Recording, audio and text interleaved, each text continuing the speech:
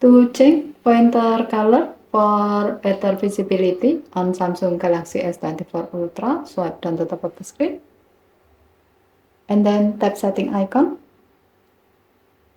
Scroll down the screen to find accessibility.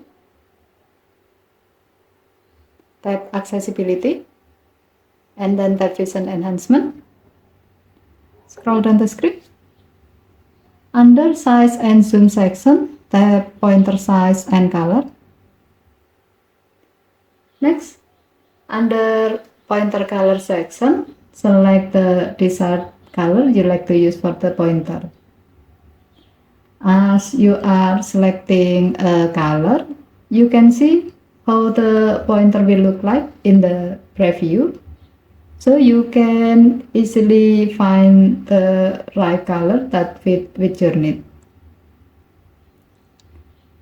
A small tip, you can set the pointer color to a bright color if you like to have a more noticeable pointer when you are navigating your phone using a mouse or when you do screen recording while the show tabs and touches option is on. Okay, thank you for watching. Have a nice day.